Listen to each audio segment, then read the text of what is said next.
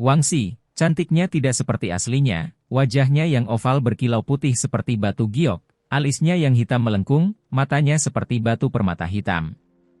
Hidungnya mancung dan tinggi, bibirnya merah, rambutnya yang indah berkilau seperti satin.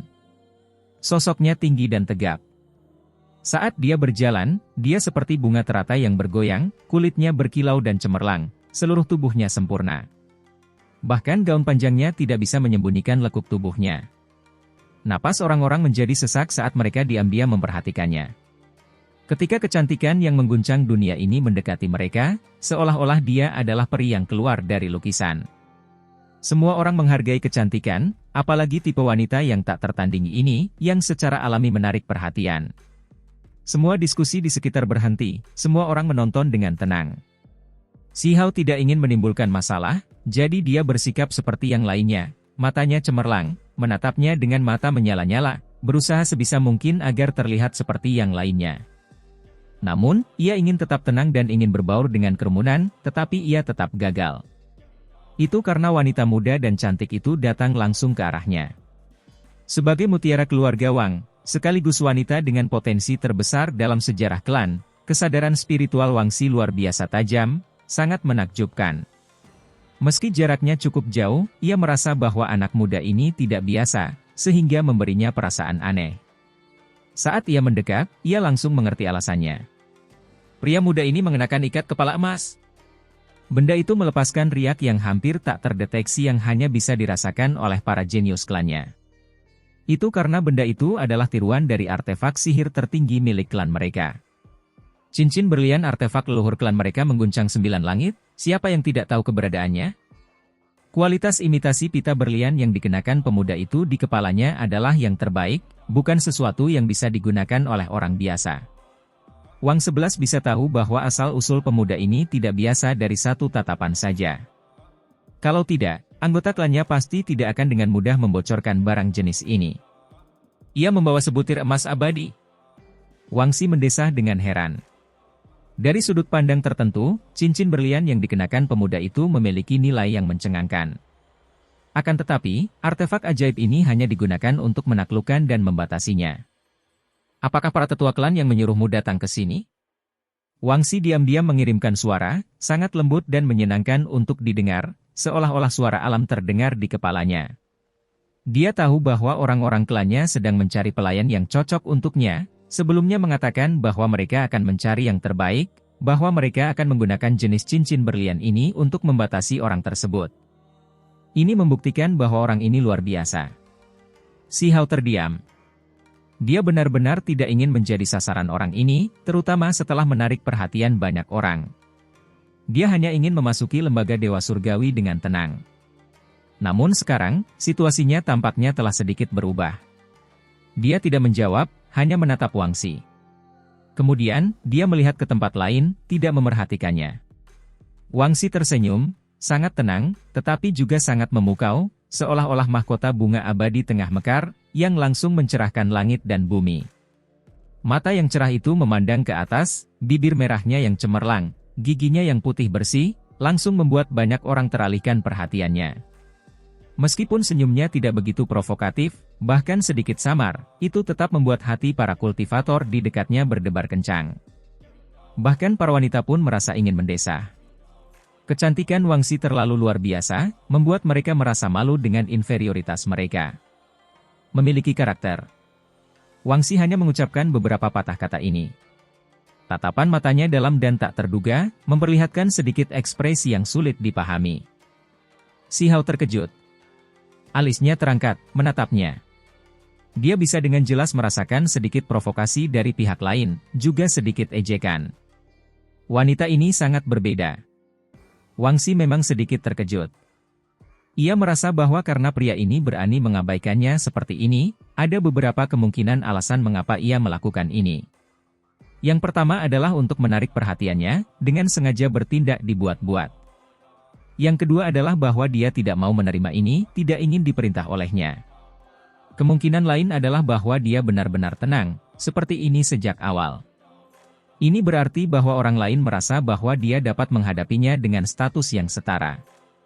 Apakah klannya yang mengirim seorang pelayan? Atau seorang tawanan yang melarikan diri kebetulan datang ke sini?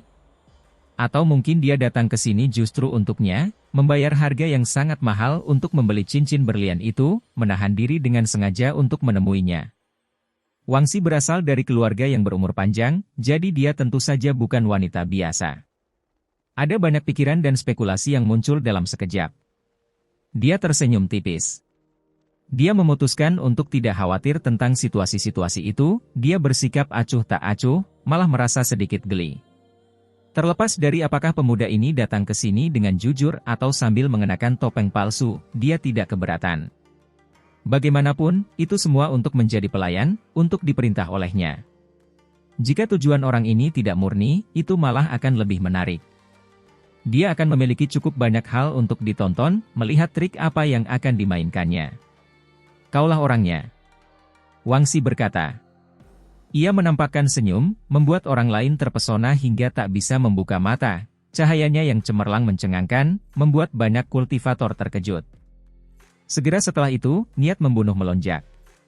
Banyak makhluk menatap Si Hao dengan ekspresi tidak ramah pada saat yang sama, membawa kecemburuan dan kemarahan, serta ketidaksetujuan. Semua orang tahu bahwa Wangsi memilih Si Hao, akan membawanya ke lembaga Dewa Surgawi. Mereka merasa sangat kecewa. Mereka datang ke sini untuk kualifikasi seperti ini, terutama karena dipilih oleh wanita cantik yang mencengangkan dunia. Di mata banyak pakar muda, ini adalah kesempatan terbaik. Pada akhirnya, hasilnya tidak ada hubungannya dengan mereka, melainkan kuota yang diambil oleh orang tersebut. Kenyataannya, Si Hao sama sekali tidak merasa senang.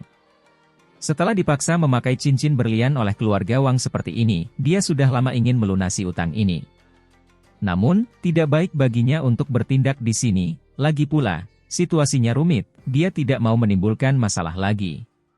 Tentu saja, menyetujui seperti ini tidak mungkin. Dia mengolah 3 untai energi abadi, jadi mengapa dia harus melayani orang lain? Kalau sebaliknya, itu lebih masuk akal. Di 3.000 provinsi, ia sebelumnya telah menyatakan, ambisi besar, yang serupa, meskipun itu dilakukan dengan setengah bercanda. Hei, Peri Wangsi sedang berbicara padamu. Seseorang mengingatkan Si Hao. Seorang pemuda tampan dan riang yang mengikuti di samping Wangsi. Jelas bahwa ini adalah pengikut yang diterima Wangsi sebelumnya. Di sampingnya, ada seorang wanita muda yang parasnya menawan, kekuatannya luar biasa. Aku tidak ingin mengikutimu, kata Si Hao, lugas dan lugas. Ketika kalimat ini diucapkan, lelaki tampan itu langsung menunjukkan ekspresi aneh. Dia benar-benar menolak. Tempat ini menjadi sunyi, semua orang menjadi terkejut, merasa seolah-olah mereka salah dengar. Seseorang menolak undangan Peri Wangsi? Ini hampir terasa sedikit tidak nyata. Harus dipahami bahwa tidak diketahui berapa banyak makhluk yang ingin berada di situasinya, terutama para pemuda, mata mereka menyala-nyala dengan gairah, menginginkan kesempatan untuk menemani kecantikan yang luar biasa di sisinya. Namun pemuda ini menolak begitu saja, membuat mereka begitu terkejut hingga bola mata mereka mau keluar. Mereka tercengang dan bingung. Wangsi menunjukkan ekspresi merenung, tetapi ekspresi seperti ini menghilang dengan cepat. Matanya yang cerah bergerak ke sana kemari, melihat berulang kali, memikirkan mengapa orang ini menolak. Apakah ini tindakan yang disengaja dan mulia? Atau apakah ini berarti dia benar-benar menolak? Terlepas apapun itu, dia tidak akan membiarkan pihak lain menolaknya, dia harus tetap berada di sisinya dan kemudian perlahan-lahan menyiksanya, melihat seperti apa penampilannya. Hasilnya, dia tersenyum, mengundang lagi, senyumnya manis sekali. Banyak orang tercengang. Peri keluarga Wang begitu ramah, senyumnya mencuri hati banyak orang, sungguh jarang terlihat. Banyak orang merasa tersentuh. Si Hao menolak lagi. Kali ini, semua orang merasa agak aneh, semuanya tercengang. Apakah orang ini melakukan ini dengan sengaja, mencoba menarik perhatian peri? Sekelompok orang menggertakkan gigi, merasa bahwa orang ini pantas dipukul.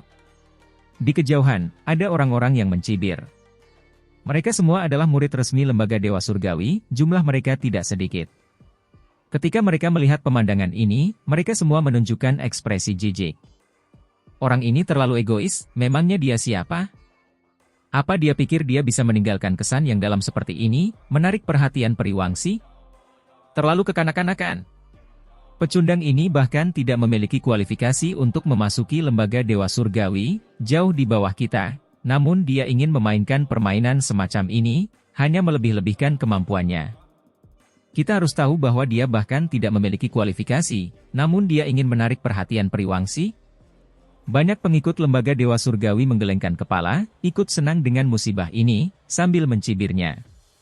Namun, bertentangan dengan harapan, Wangsi kembali menggerakkan bibir merahnya, sangat ramah, mengundang Si Hao lagi, membuat orang-orang di luar gerbang gunung cemburu.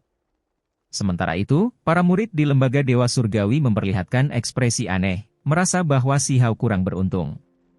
Apakah Wangsi mencoba menghadapinya, mengangkatnya sebagai pelayan terlebih dahulu, lalu menyiksanya setelah dia masuk akademi?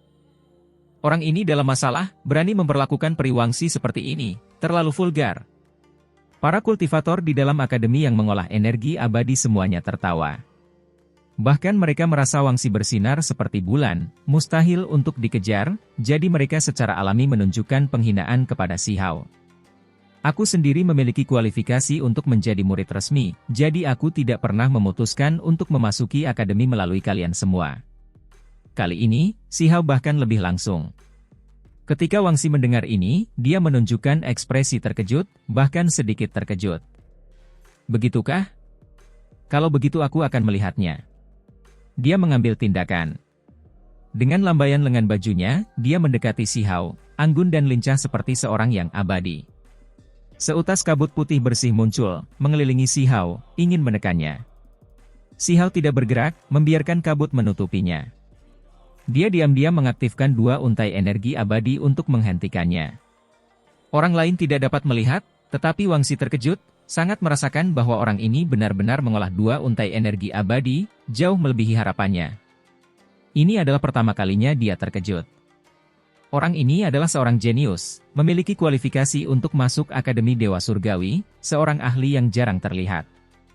Kali ini senyumnya makin cemerlang, amat tertarik, diam-diam memancarkan suara, serius mengajak ngobrol, ingin berdiskusi dengannya di tempat lain. Tidak perlu. Si Hao tidak ingin keadaan menjadi semakin buruk. Bakatmu tidak buruk, tetapi cukup menyedihkan. Lembaga Dewa Surgawi benar-benar tidak menerima murid lagi. Ada beberapa orang yang, karena datang terlambat, bahkan kualifikasinya dicabut. Sampai-sampai seorang pemuda bernama Huang yang mengolah 3 untai energi abadi, karena kejadian yang tidak terduga, tidak datang tepat waktu. Ada orang-orang di dalam akademi yang telah mengusulkan untuk tidak menerimanya lagi. Wangsi diam-diam menyampaikan pesannya. Hal ini membuat Si Hao terkejut. Diam-diam dia mengepalkan tangannya, tanpa diduga memperoleh informasi ini, membuatnya marah. Dia masih tampak tenang di permukaan, tidak menunjukkan apapun. Pikiran Si Hao tergerak, memikirkan banyak hal. Ia ingin menjauh dari masalah ini, tidak lagi memperhatikan lembaga Dewa Surgawi ini. Jika ia harus merendahkan martabatnya untuk bergabung, ia lebih baik menyerah. Suara gaduh terdengar dari kejauhan. Banyak orang mengangkat kepala, bahkan murid-murid lembaga Dewa Surgawi pun menyukai ini.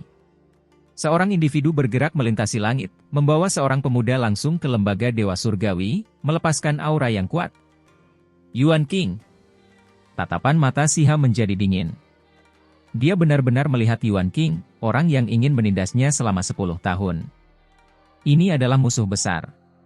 Tak lama kemudian, seseorang berkata pelan, merilis sebuah berita. Yuan King melahirkan seorang keturunan yang kemungkinan besar akan bergabung dengan lembaga Dewa Surgawi. Kabut hitam menyelimuti hati Si Hao. Jika dia bisa menunjukkan ekspresinya, itu pasti akan sangat buruk. Yuan King benar-benar diizinkan untuk mengirim keturunan ke lembaga Dewa Surgawi. Dia langsung mengerti mengapa seseorang menyuruh Yuan King mengambil tindakan, menekannya selama 10 tahun, melibatkan beberapa orang dan kekuatan yang rumit. Apakah ini pertukaran kepentingan? Sudah jelas bahwa di dalam lembaga itu ada orang yang bersikap tidak jelas. Kalau tidak, mengapa Yuan King berani membawa seorang murid? Amarah membuncah dalam benak Si Hao. Memangnya kenapa kalau dia tidak masuk ke lembaga Dewa Surgawi ini? Yuan King, apakah kau tahu kejahatanmu? Tiba-tiba, sebuah suara terdengar dari kedalaman lembaga Dewa Surgawi, bergema seperti guntur. Yuan King, sebaiknya kau pergi dulu. Namun, suara lain terdengar. Di dalam gerbang gunung, puncak-puncak besar menjulang satu demi satu. Ada kabut berwarna-warni dan putih yang mengalir, samar dan tidak jelas, benar-benar seperti tempat tinggal abadi. Pada saat ini, bahkan sosok seseorang sekuat Yuan King pun gemetar, seolah-olah dia menderita semacam serangan energi. Jubah daunnya berkibar-kibar. Kemudian, dia melepaskan cahaya keemasan yang tak berujung untuk melawan. Cukup, Yuan King, kembalilah sekarang.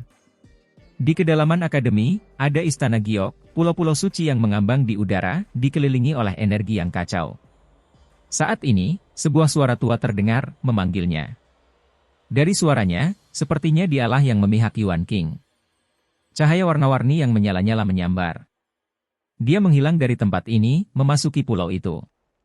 Di luar gerbang gunung, semua orang melihat kejadian ini dengan jelas, semuanya terkejut. Benar-benar ada kejadian seperti ini. Ada beberapa orang yang tahu siapa Yuan King. Orang ini terkenal, kekuatannya luar biasa, sosok yang tangguh di surga tak terukur. Ada orang lain yang tahu apa yang baru-baru ini dia lakukan. Ada desas-desus bahwa dia membantu klan angin menekan jenius alam bawah Huang selama 10 tahun. Ini adalah sesuatu yang bertentangan dengan keinginan akademi. Biasanya, siapa yang berani melakukan hal seperti ini?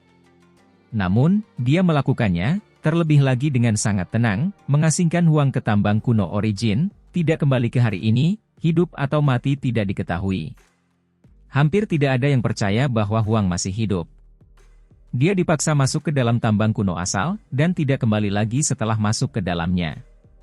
Sekarang setelah sekian hari berlalu, mereka semua percaya bahwa dia pasti sudah mati. Dari sudut pandang tertentu, kepercayaan diri dan kekuatan Yuan King membuat orang lain terintimidasi. Dia hanya bersikap mendominasi, memaksa seorang pemuda dengan potensi tak terbatas untuk mati. Selain itu, setelah kejadian itu, dia tidak membayar harga apapun karena ini, masih mendominasi suatu area.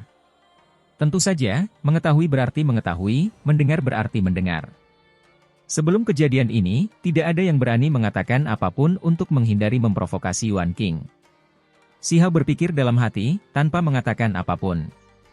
Yuan King menghentikan seorang jenius, dia memang hebat. Sepertinya dia tidak akan menerima hukuman yang terlalu berat. Wang Xi berkata, matanya yang indah bergerak maju mundur, melihat ke arah kerumunan. Hal ini segera membuat orang-orang di sekitarnya merasa percaya diri, menjulurkan dada untuk mengekspresikan diri. Tak lama kemudian, suara gemuruh terdengar dari udara. Yuan King muncul lagi, wajahnya agak pucat. Namun, dia tidak ditekan dan dihukum, hanya muncul. Lagi pula, murid yang dibawanya tertinggal, tidak diusir. Si Hao mendidih karena marah, benar-benar ada hasil seperti ini. Yuan King bertindak melawannya, menyebabkan dia kehilangan arah. Sekarang, semua orang sudah mengira bahwa dia telah meninggal, namun Yuan King tidak menerima hukuman apapun, murid yang dia bawa malah diterima di akademi. Yang pertama dan yang terakhir terlalu berbeda. Si Hao, korbannya, masih berada di luar gerbang gunung, namun pelaku mengirim keturunannya ke akademi, menempati kuota yang berharga. Lagi pula, sudah disebarkan bahwa semua yang terlambat akan ditolak, artinya si Hao tidak mempunyai kesempatan untuk masuk. Baginya, ini sekadar candaan, sejenis ironi. Si Hao benar-benar ingin pergi saja, lembaga Dewa Surgawi ini tidak dapat bergabung, jadi tidak perlu memaksakannya. Dia merasakan gelombang kemurungan yang sulit ditahan. Hanya saja, ketika dia mendengar pembicaraan semua orang, bahwa orang yang dikirim masuk adalah keturunan yang paling disayang Yuan King, dia pun berhenti. Karena itu musuhnya, maka dia harus mengambil tindakan. Karena dia tidak bisa membunuh Yuan King atau orang-orang yang menghasutnya, maka dia akan mulai dengan berurusan dengan keturunan mereka. Bagaimanapun, orang-orang ini ingin menekannya selama 10 tahun, semuanya demi membuka jalan bagi keturunan ini, jadi dia akan menghancurkan harapan mereka. Dia mungkin tidak perlu bergabung dengan lembaga Dewa Surgawi, tetapi dia bisa tinggal di sini untuk sementara waktu. Jika dia bisa mendapatkan sumber daya Dao abadi di sini, maka itu tidak akan terlalu buruk. Baiklah, saya akan mundur selangkah dan mengundang Anda untuk membahas Dao dan bukan sebagai pengikut. Bagaimana menurut Anda? Ketika si Hao tetap diam, Peri Wangxi mengucapkan hal ini, tanpa diduga mengambil langkah mundur. Semua orang terkejut. Mereka tak kuasa menahan diri untuk tidak membuat keributan. Kondisi ini terlalu baik, bukan? Bahkan memperlakukannya sebagai orang yang setara, tidak memintanya untuk menjadi pengikut, apalagi pelayan. Wangxi adalah peri yang terkenal, lahir dari keluarga yang berumur panjang, keturunan dari seorang yang benar-benar abadi, statusnya sangat mulia. Namun sekarang, dia malah merendahkan posisinya, mengundang anak muda ini seperti ini. Itu benar-benar membuat orang lain terkejut. Banyak mata orang yang melirik, menunjukkan permusuhan yang luar biasa terhadap Si Hao. Mereka bukan satu-satunya, bahkan murid resmi lembaga Dewa Surgawi pun terkejut, sangat cemburu. Itu karena Wangxi cerdas dan murni, reputasinya terlalu besar, dan yang paling penting adalah bahwa dia adalah seorang wanita cantik yang menggemparkan dunia, seseorang dengan garis keturunan abadi, dewi idaman banyak orang. Bocah bodoh ini bahkan tidak punya kualifikasi untuk masuk akademi, bahkan tidak bisa mengolah energi abadi. Untuk alasan apa dia harus diperlakukan seperti ini? Kerumunan orang merasa sulit untuk menerima hal ini. Semua murid formal di dalam akademi memancarkan cahaya dingin. Bahkan dengan bakat seperti dia bisa berdiskusi tentang Dao dengan nona muda Wangxi? Apakah dia bisa memahami sutra Dao yang hebat itu? Seseorang berkata dengan nada sinis, dengan nada menghina. Tentu saja, ada semacam kecemburuan. Mereka tidak dapat mengerti bagaimana seseorang yang tidak memiliki kualifikasi untuk masuk layak mendapatkan perhatian Wangxi. Haha, seseorang tertawa, menggelengkan kepala dan berkata, kalian semua memang keras kepala. Jika kalian mengubah sudut pandang, semuanya akan masuk akal. Apa maksudmu? Tanya seseorang. Bakat orang ini tidaklah cukup, jadi nona muda Wangxi hanya ingin tetap bersamanya untuk menghadapinya secara perlahan. Sebagai nona muda dari keluarga yang paling dihormati, bagaimana dia bisa menoleransi penolakan dari seseorang? Tunggu saja sebentar dan lihat, akan ada drama yang menarik untuk ditonton. Orang itu berkata sambil tersenyum. Ketika dia menjelaskan seperti ini, yang lain pun langsung mengerti, menganggukkan kepala satu demi satu, menyadari apa yang sedang terjadi. Akibatnya, para murid resmi yang ada di dalam gerbang gunung semuanya menjadi tenang, tidak lagi memperlihatkan permusuhan dari mata mereka, hanya rasa kasihan yang tersisa, merasa bahwa orang ini cukup menyedihkan. Di luar gerbang gunung, Si Hao berpikir sebentar, lalu setuju. Ya Tuhan, ini sungguh tidak adil. Lihat saja ekspresinya yang enggan, terlalu tidak tahu malu, jelas-jelas berpura-pura, terlalu banyak berpura-pura. Orang-orang di sekitar menjadi geram. Namun, tak lama kemudian, percakapan para murid resmi pun tersampaikan, sehingga orang-orang di sana pun mengerti. Mereka memperlihatkan ekspresi terkejut saat melihat Si Hao. Ketika Si Hao mendengar pembicaraan mereka, dia tidak dapat menahan diri untuk tidak mendongak ke arah Wangxi. Nona muda keluarga Wang ini ingin menyiksanya. Wangxi memperlihatkan senyum tipis, maknanya tidak jelas. Si Hao menatapnya, lalu berpikir sejenak. Mungkin pihak lain melakukan ini demi cincin berlian di kepalanya, mungkin juga karena penolakannya. Terlepas dari itu, masih ada sedikit rasa ingin tahu terhadapnya, jadi dia tidak akan melepaskannya, ingin menjadikannya pengikut. Bukankah itu hanya perkelahian? Atau mungkin jenis pertempuran lainnya? Dia tidak takut pada apapun, tidak takut bahwa dia akan disiksa atau apapun. Kalau begitu, ayo kita pergi, kata Si Hao. Hal ini membuat pemuda tampan dan bersemangat di belakang Wangxi mengerutkan kening. Siapa sebenarnya tuan dan siapa pelayannya? Sikap ini agak terlalu tinggi. Adapun wanita muda di belakang Wangxi, dia juga sedikit penasaran, merasa ada drama yang bagus untuk ditonton. Jika pemuda ini bergabung, pasti akan ada banyak hal yang terjadi. Adapun yang lain hanya terdiam, rasa cemburu dan benci saja belum cukup untuk menggambarkan ekspresi mereka. Aku akan memilih 2 pengikut lagi. Wangxi berkata, suaranya lembut, sangat enak didengar. Selalu seperti ini, bahkan saat dia bersikap acuh tak acuh, suaranya tetap lembut. Orang-orang di sekitar tergerak. Sebenarnya masih ada lebih banyak peluang. Tak lama kemudian, Wangxi menunjuk seorang pria dan wanita, keduanya melampaui yang lain, orang-orang yang telah lama mencapai tingkatan mereka di lembaga Dewa Surgawi. Selain tidak memiliki energi abadi, kedua bakat luar biasa ini dapat mengabaikan semua rekan mereka. Sudah selesai? Tanya Si Hao. Hal ini bahkan membuat Wangxi sedikit terdiam. Orang ini benar-benar bersikap angkuh padanya, Apakah dia memperlakukannya sebagai seseorang yang setara? Dia hanya bersikap sedikit lebih sopan, sementara dia benar-benar menganggapnya serius. Selesai. Wangsi mengangguk, sedikit kedinginan, karena hanya sedikit orang yang terburu-buru seperti ini. Pohon-pohon pinus kuno berdiri satu demi satu bagaikan binatang buas kuno, hidup terpencil di sini, dahannya hampir menyentuh tanah, tumbuh di kedua sisi gerbang gunung lembaga Dewa Surgawi. Setiap pohon purba ini usianya mencapai puluhan ribu tahun, tetapi anehnya mereka tidak mengembangkan kesadaran, tetap saja hanya sekadar pohon. Ada yang mengatakan bahwa karena pernah terjadi peperangan besar sebelumnya, akibat bintang-bintang berjatuhan dan bercampurnya darah para ahli kuno, maka pohon-pohon kuno tersebut tertekan dan tidak dapat mengembangkan jiwa. Adik Wangsi, kau memilih dua pengikut dan mengundang seorang teman Dao? Suara tawa lembut terdengar dari kejauhan. Putri Yaoyu muncul, dikelilingi oleh cahaya bulan, luar biasa dan cemerlang, kulitnya lembut dan lembab seperti gading, dengan senyum manis. Dia menatap ke arah Si Hao, tertawa, lalu berkata kepada Wangsi, aku harus mengundang teman Dao ini untuk membahas Dao di lain waktu juga. Tentu. Wangsi mengangguk. Jelaslah bahwa sebagai wanita muda dari keluarga yang berumur panjang, keduanya selalu bersaing ketat. Mereka harus bersaing bahkan ketika pihak lain memilih pengikut. Kemudian, Si Hao melihat Lu Tuo. Orang ini sangat menakutkan.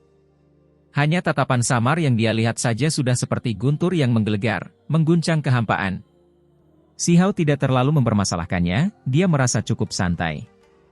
Dia menatap Feng Xingtian yang berada di kejauhan. Dia adalah pewaris klan angin yang menakjubkan. Jika klan ini benar-benar ingin menghadapinya, Si Hao tidak keberatan untuk bertarung dalam pertempuran yang menentukan hidup dan mati melawannya. Meskipun semua orang membicarakan betapa menakutkannya dia, sulit menemukan lawan setingkat di 9 surga, Si Hao tetap tidak takut. Puncak-puncak besar berdiri satu demi satu, beberapa berwarna hitam pekat, beberapa memancarkan cahaya merah tua, yang lain memancarkan energi ungu, semuanya berbeda. Namun, ada satu hal yang sama, yaitu kaya akan esensi spiritual surga dan bumi. Ini adalah tanah murni untuk bercocok tanam yang paling ideal. Si Hao tidak pernah menyangka dia akan memasuki lembaga Dewa Surgawi dengan cara seperti ini. Angin dan awan bergejolak, peristiwa besar akan segera terjadi. Hutan terpencil cahaya jernih, ini adalah gua tempat Wangsi tinggal. Hutan pegunungannya lebat, gerimis di mana-mana, amat damai dan penuh keberuntungan, bumi Dao yang langka. Sekilas, tempat ini tampak agak tertutup rumput liar karena pepohonan hijau yang menutupi pegunungan dan dataran. Jika tidak memperhatikan dengan saksama, orang mungkin mengira tempat ini tertutup rumput liar. Kenyataannya, ada banyak obat-obatan kuno yang tumbuh di tanah hutan ini, di dalam celah-celah gunung, disertai dengan cahaya ungu warna-warni yang muncul. Mereka tampak sangat damai dan suci. Lembaga Dewa Surgawi menempati wilayah yang sangat luas, gunung-gunung spiritual yang beraneka ragam jumlahnya tidak dapat dihitung, setiap murid memiliki tanah suci mereka sendiri, milik seseorang. Sementara itu, seseorang seperti Wangsi yang mengolah 3 untai energi abadi memiliki tempat yang jauh melebihi yang lain, memiliki tanah Dao 10 kali lebih banyak dari yang lain. Sementara itu, di wilayah ini, terdapat 10 puncak agung, yang tiap puncaknya menjulang tinggi hingga ke awan, bersinar dengan cahaya hijau cemerlang, dikelilingi oleh energi naga, atau melonjak dengan energi ungu, berjuta-juta pemandangan yang berbeda. Hutan terpencil dengan cahaya jernih terletak persis di antara 10 tebing suci ini, benar-benar tempat yang damai dan suci. 10 urat bumi suci bawah tanah menyuburkan tempat ini, mengubah yang biasa menjadi yang elegan dan berkelas. Si Hao menarik banyak perhatian sepanjang perjalanan ke sini, mengamatinya. Itu karena Wangsi memiliki status yang luar biasa, jadi orang yang dipilihnya tentu saja pantas untuk diperhatikan. Untungnya, dia sudah mengubah penampilannya sebelum datang ke sini, tidak memperlihatkan penampilan aslinya saat datang ke sini, kalau tidak dia pasti akan dikenali. Dia bertemu orang-orang dari 3.000 provinsi di sepanjang jalan. Jika tidak ada Yuan King, ya sudahlah, tetapi setelah mengetahui bahwa Yuan King bisa pergi tanpa banyak masalah, Si Hao pasti perlu tetap waspada. Si Hao merasa dia belum bisa menghubungi teman-teman lamanya untuk menghindari masalah sampingan terus berkembang. Hutan terpencil dengan cahaya jernih mempunyai beberapa pondok beratap jerami yang terlihat sederhana dan biasa, menyatu dengan suasana alam seperti ini. Sementara itu, tak jauh dari sana, ada sebuah gua yang dipahat dari dinding batu. Gua itu memancarkan cahaya damai, gumpalan energi kacau menyertai tempat ini. Dari pandangan sekilas, orang bisa tahu bahwa ini adalah tanah murni untuk bercocok tanam. Si Hao dan 2 orang terpilih lainnya dibawa ke dalam gua. Ketika mereka memasuki dinding batu, mereka langsung merasakan semburan esensi surga dan bumi, begitu kaya hingga seperti air. Ini adalah hasil dari nutrisi urat nadi leluhur 10 gunung dewa, semua saripati langit dan bumi memelihara gua ini. Di dalam gua, warna-warna bersinar terang, cahaya warna-warni mengalir keluar seperti air, mengalir deras dari dinding batu dan ke dalam tanah. Esensi asli ini akan memasuki tubuh seseorang bahkan tanpa berkultivasi. Kalian semua bisa masuk ke dalam untuk berkultivasi, kata Wangxi. Meskipun ekspresinya tenang dan puas, dia tidak menunjukkan senyum, tetapi tetap saja itu memberi kesan lembut kepada orang lain. Selain laki-laki dan perempuan yang sebelumnya ada di sampingnya, kali ini dia memilih sepasang laki-laki dan perempuan lain. Ketika 2 orang yang datang kemudian mendengar ini, mereka sangat gembira. Bercocok tanam di tanah yang berharga seperti ini pasti akan menghasilkan hasil 2 kali lipat dengan setengah usaha. Mereka tidak menyangka Wangxi begitu murah hati, mengizinkan mereka berkultivasi di sini alih-alih membangun rumah di luar gua. Tiba-tiba, seorang anak Dao yang menunggangi awan ajaib tiba, memberitahu Wangxi bahwa seorang tetua di akademi sedang mencarinya. Chen Nuo, kamu bisa membawa mereka berkeliling untuk membiasakan diri dengan pemandangan di sekitar sini. Aku akan menemani tetua sebentar. Wangxi memberi perintah sebelum pergi. Chen Nuo adalah laki-laki yang selalu mengikuti Wangxi, heroik dan energik. Dia adalah pengikut yang dipilih sebelumnya, kekuatannya sangat hebat, telah lama mencapai tahap puncak tingkat Dewa Surgawi. Dia hanya berkultivasi selama beberapa dekade, tetapi sudah memiliki jenis kultivasi ini, yang bahkan mencengangkan di 9 surga di atas sana. Hanya saja, sangat disayangkan bahwa dia tidak dapat mengolah energi abadi, atau prospeknya tidak akan terbatas. Tentu saja, bukan berarti dia tidak punya kesempatan, karena semua sekte besar punya metode rahasia. Semua orang tahu bahwa tingkat Dewa Surgawi sangatlah penting, bahwa ada kesempatan lain untuk berubah dari ikan menjadi naga. Terlebih lagi, kesempatan ini sangatlah penting. Jika seseorang berhasil memanfaatkannya, maka mereka bahkan mungkin bisa melampaui para jenius luar biasa yang telah melesat sebelumnya. Itulah sebabnya Chen Nuo selalu menunggu kesempatan, tidak pernah merasa terlalu patah semangat, percaya bahwa suatu hari dia akan sejajar dengan individu-individu paling berkuasa. Alasan mengapa Wang 11 memilihnya juga karena dia melihat potensinya, dan selalu berada di sisinya. Chen Nuo memahami hal ini dengan baik, dan karena itu merasakan dorongan motivasi yang lebih besar, disertai ambisi yang menggebu-gebu. Ketika Wangxi pergi, Chen Nuo membawa Si Hao dan yang lainnya berkeliling di 10 tebing dewa untuk membiasakan diri dengan lingkungan sekitar dan hal-hal lainnya. Harus disebutkan bahwa wilayah ini sangat luas. Setiap gunung menempati lahan yang sangat luas, dikelilingi kabut tipis, melepaskan helai demi helai cahaya warna-warni. Meskipun kita bisa berkultivasi di dalam gua, kita punya tempat tinggal sendiri. Setiap orang bisa memilih tebing suci, kata Chen Nuo. Ia menunjuk ke 10 puncak besar. Ada yang seluruhnya hitam, ada yang berkilauan dengan cahaya ungu, ada yang berkilauan dengan cahaya merah tua yang melesat ke langit, semuanya ajaib dan luar biasa. Baik dia maupun wanita lainnya telah lama masuk, menentukan pilihan, menempati 2 puncak. Dari apa yang mereka katakan, biasanya, lebih baik berkultivasi di tebing suci mereka sendiri dan tidak masuk ke gua untuk mengganggu Wangxi, meskipun dia mengizinkan mereka pergi ke sana. Benar, lebih baik bagi mereka untuk memahami kesopanan. Itu karena bahkan pengikut sejati hanya memiliki 1 tebing ilahi. Ketika dia melihat 2 orang lain yang datang bersamanya sudah memilih tebing suci mereka, Si Hao juga tidak ingin mempersulit Chen Nuo dan yang lainnya. Meskipun dia bukan pengikut, lebih baik tidak bertindak terlalu jauh. Mengapa tidak banyak burung dan binatang buas di sini? Si Hao melihat sekeliling. Ada lebih banyak lagi yang seperti itu. Wanita muda bernama Sulan di sebelah Chen Nuo menunjuk. Saat itu, dia dipilih bersama dengan Chen Nuo, juga sudah lama mencapai puncak alam Dewa Surgawi, kekuatannya luar biasa.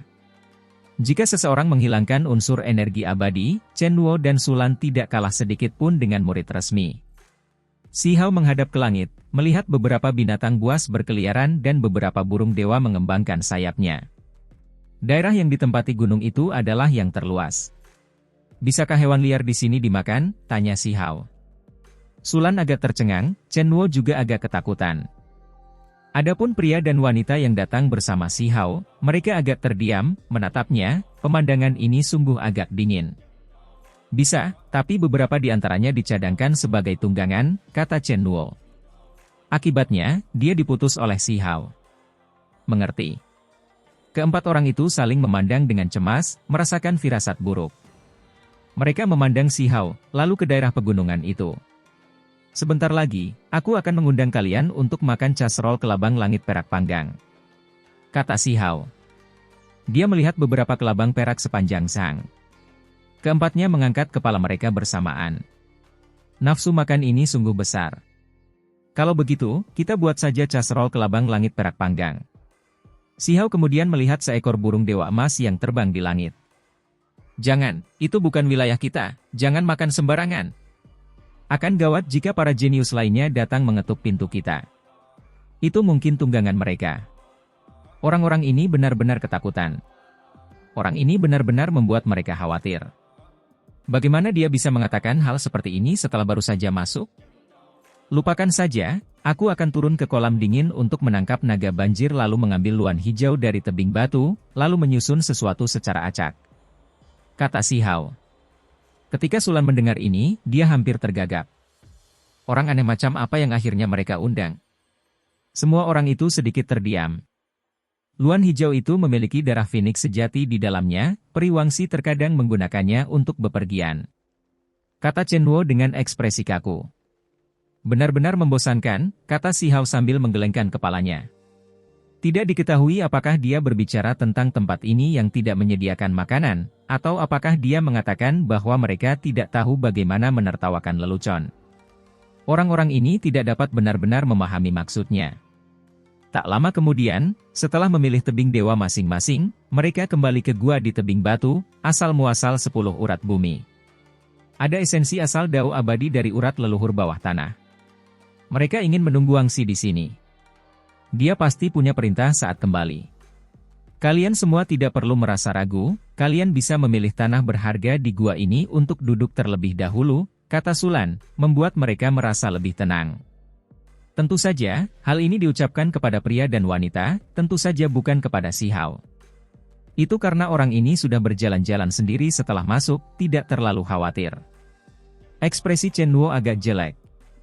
Kalau bukan karena identitas si Hao yang agak istimewa, tidak dipilih sebagai pengikut, dia pasti sudah membuka mulut untuk mencaci makinya sejak lama.